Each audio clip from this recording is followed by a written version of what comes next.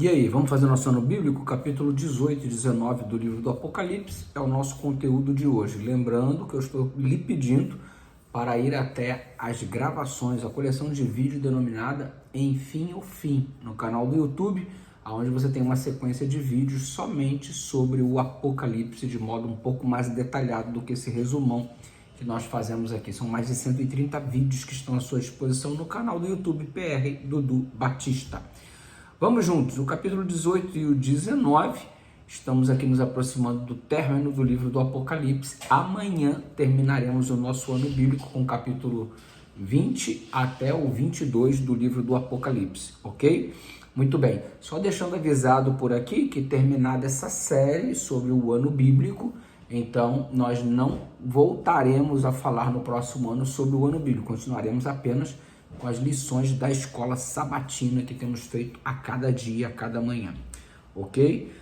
Você observa as razões pelas quais a Babilônia foi destruída. No capítulo 18, no verso 2, nós percebemos que ela se tornou morada de demônios. No verso 3, percebemos que ela é propagadora da imoralidade.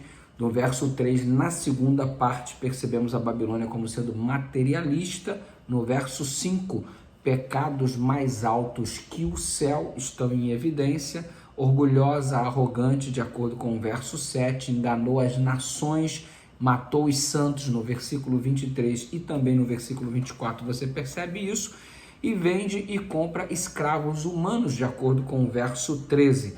E aí a sentença é proferida no capítulo 18, verso 2, caiu a grande Babilônia, assim declara o anjo que desceu do céu. Ou seja, o mal não vai ficar em evidência para todo sempre. O Apocalipse anuncia o ponto final executado por Deus contra a Babilônia, contra Satanás e tudo aquilo que se levanta contra a vontade de Deus, os planos divinos. Você observa que o coro dos habitantes da terra, lamentando a queda da grande meretriz, os reis, os mercadores e os marinheiros, eles refletiam e repetiam sempre o mesmo refrão: ai, ai da grande cidade. Você percebe no verso 10, no verso 16 e também no verso 19. A cena final deste capítulo descreve a cidade, antigamente grande e ativa, agora totalmente tomada pelo silêncio de uma tumba. Você percebe que a Babilônia, que se colocou em oposição a Deus, foi jogada no mar e totalmente derrotada pelo Senhor Deus. Os santos, os fiéis que não cederam às pressões da perseguição, celebram a vitória da justiça divina. Espero que estejamos ao lado de Deus, o vencedor de todas as batalhas.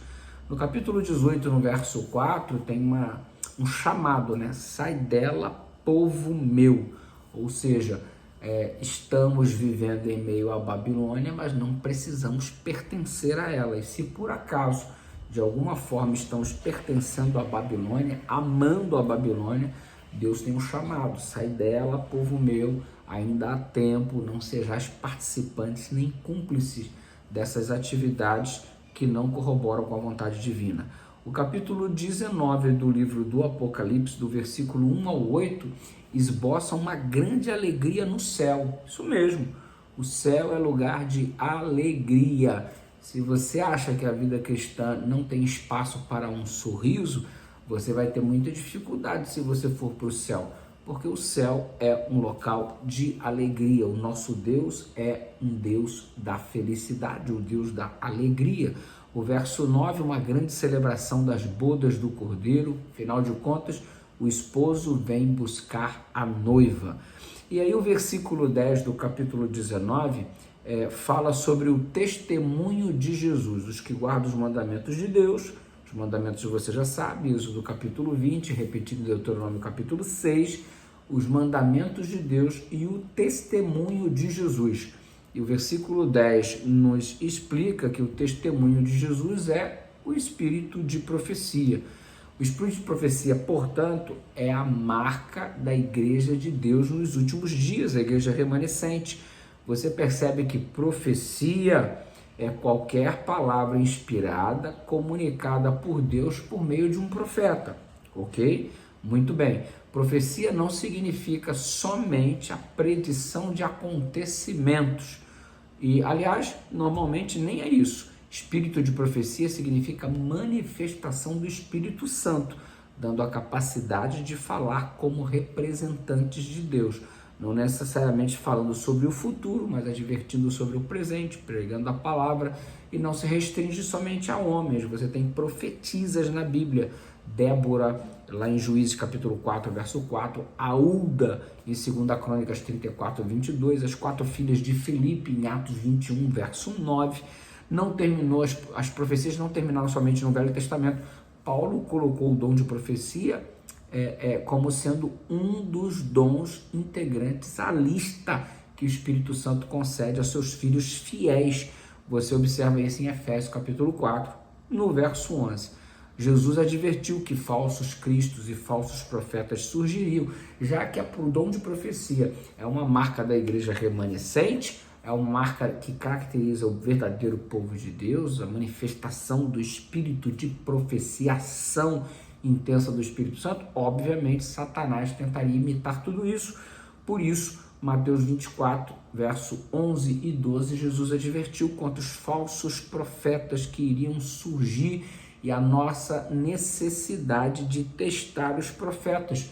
E precisamos testá-los para saber se procede de Deus. 1 João capítulo 4, verso 1, provai os espíritos para saber, provai os profetas, provai se realmente são de Deus. Você observa que as provas é a coerência, a vida em harmonia com os ensinos, a mensagem tem que estar em concordância com a Bíblia, o ministério tem que exaltar a Jesus de acordo com 1 João 4, 2, é um ministério confirmado por predições que se cumprem, o cara fala e nada acontece, então não é um verdadeiro profeta. Isso você tem aí por noção em Jeremias 28, verso 9 e 1 Samuel 3, versículo 19. E tudo isso, esse crescente de falsos profetas é para evocar uma falsa chuva serôdia, falso derramamento do Espírito Santo, falso reavivamento, para quando o verdadeiro reavivamento acontecer, ele ser então minimizado por este falso reavivamento que já foi construído aí, idealizado e propagado pelo mal, inclusive. Do verso 11 ao 15 do capítulo 19, você tem um cavaleiro sobre um cavalo branco com arco, coroa que é diadema, a palavra diadema, coroa de rei, e sai da sua boca uma espada, que de acordo com Hebreus capítulo 4, verso 12, é a própria palavra do Senhor, o seu nome fiel e verdadeiro. Ele vem com as vestes salpicadas de sangue no lagar, capítulo 14, verso 17 ao 20, a gente teve um vislumbre disso daí. Ele esmagou a cabeça da serpente, vem com milhares e milhares de anjos, é o Senhor Jesus voltando para nos buscar. Glórias a Deus nas alturas. Do capítulo, versículo 17 ao 21, do Apocalipse 19, você tem a batalha do Armagedon em cena novamente, colocando diante de nós que estamos nos últimos instantes da história desta terra. Jesus está voltando para nos buscar. Glória a Deus. Aleluia, é o Apocalipse, o livro da esperança em face à grande batalha final do Armagedon. Louvado seja o nome do Senhor. Graça e paz, amanhã tem mais o nosso último dia de ano bíblico, amanhã encerrando o livro do Apocalipse. E a partir de então você reinicia a sua leitura e reinicia o seu projeto, o seu plano. Se você vai fazer um capítulo por dia, 3 por dia, é contigo e Deus te conduza. Um grande abraço.